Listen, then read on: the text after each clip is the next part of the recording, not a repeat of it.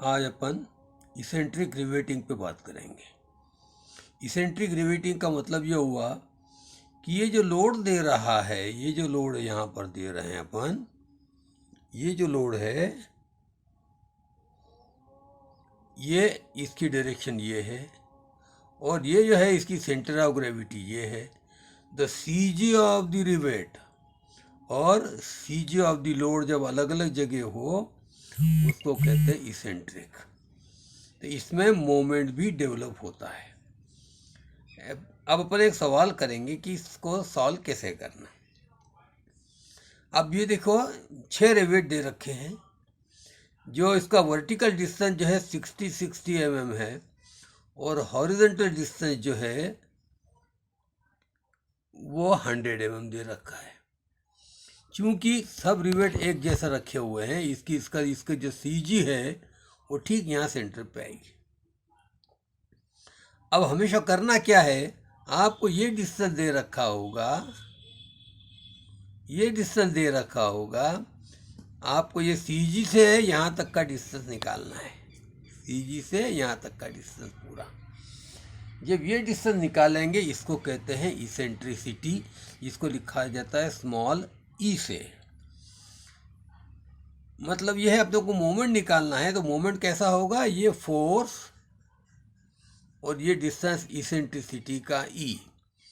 कुल डिस्टेंस कितना हो गया, ये दे कितना रखा है 200, यहाँ तक 200, उसके बाद 50 और ये 50 और, मतलब कुल 300 mm का जो डिस्टेंस है वो किसको कहेंगे, eccentricity, which is written as small E. अब इसको सॉल्व करने के लिए 2 प्रकार के फोर्सेस डेवलप करना पड़ते हैं। एक को कहते हैं FW, जिसको अपन जितने नंबर ऑफ रिवेट से फोर्स को उतने नंबर ऑफ रिवेट से डिवाइड कर देंगे।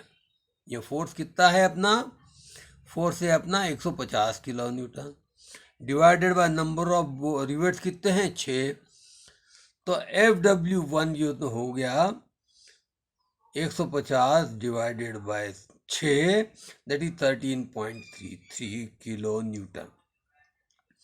दूसरा अपने को निकालना पड़ता है उस सेंटर ऑफ ग्रेविटी से, यहाँ से हर रिवेट का डिस्टेंस निकालना है।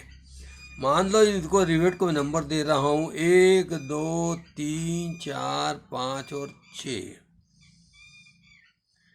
इस सेंटर ऑफ ग्रेविटी से हर एक का डिस्टेंस निकालो, इसको कहेंगे R1, R2, R3, R4, R5 और R6।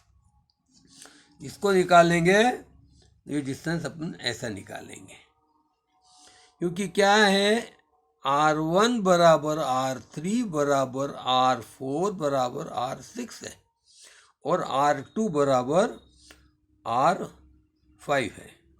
ये चीज़ें मैंने यहाँ पर निकाल दी है। एक बार ये फोर्स आने, सब डिस्टेंसेस आने के बाद फिर अपने को फोर्सेस निकालना है। पहला निकाला FW1, जैसा मैंने कहा था कि 150 into 1000 divided by 6, 25 kilo Newton.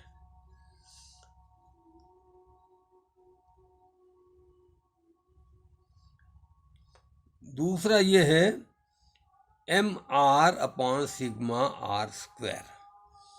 M is nothing but P into E। ये फोर्स इंटू E, मतलब ये डिस्टेंस कितना है अपना 300, तो 150 ये तो हो गया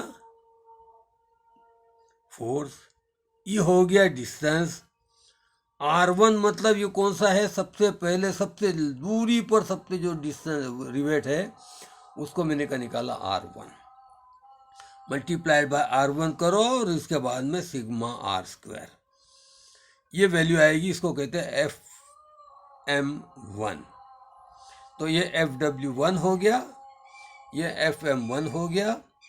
अब कोसाइन रूल लगा करके अपने को फार्मूला निकालना है resultant force R is equal to, जैसे अपन लिखते हैं P square plus Q square plus twice P Q cos of theta under root. Exactly उसी प्रकार से ये अपने को फार्मूला लगा करके वैल्यू निकालना है। एफ डब्ल्यू निकाल लिया अपन ने, एफ वन निकाल लिया है, कॉस ऑफ थीटा कैसे निकालेंगे? यहाँ जब अपन देखेंगे तो ये हॉरिजॉन्टल डिस्टेंस और ये hypotenuse, base upon hypotenuse cos theta आ जाएगा। इसकी वैल्यू रखोगे तो you will get value of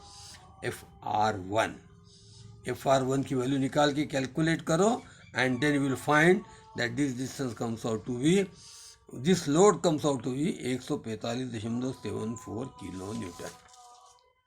अब दूसरी कंडीशन लेते हैं अपन, जिसमें यह रिवेट जो है डायमंड टाइप की रिवेट का सिस्टम दे रखा है। जैसा यहाँ 1, फिर 2, फिर ये 3, हर एक के डिस्टेंस से दे रखा है। सबसे पहले इसकी सीजी निकालना है। सीजी कैसे? अपनी यहाँ से निकाले या यहाँ से निकाले, कहीं से भी निकालो।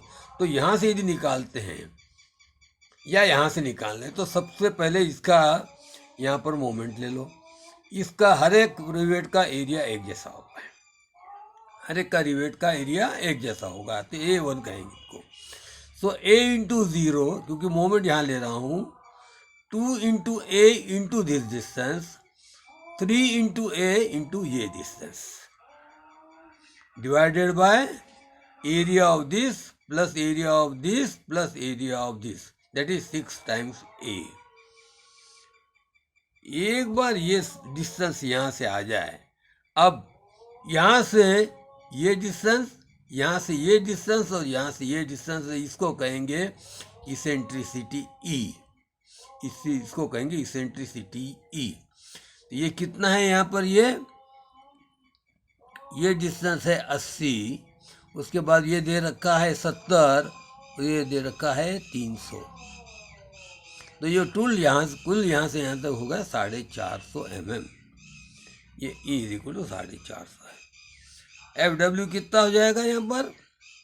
Load divide by number of rivets, 200 divided by 6, 33.33 kilo Newton. सबसे दूरी पर कौन सा ये है रिवेट है? ये दूरी पे, ये दूरी है। अपन हर एक का R1, R2, R3 निकालो और जो सबसे ज़्यादा दूरी पर है उसको निकाल के वैल्यू निकालो, उसको कहेंगे अपन R मैक्सिमम। तो यहाँ पर सबसे पहले जब निकालते तो ये डिस्टेंस सबसे ज़्यादा मैक्सिमम निकलेगा, तो इसकी वैल्यू अपन ने निकाला। हमेशा पहले पर रिवेट का नंबर दे दिया, 1, 2, 3, 4, 5 और 6। तो देखा कि 4 और 6 का जो है सबसे ज़्यादा डिस्टेंस है। ये डिस्टेंस निकालो और ये डिस्टेंस निकालने के बाद में जहाँ एक्सट्रीम डिस्टेंस है, क्योंकि अपना फार्मूला क्या है? mr upon sigma r square.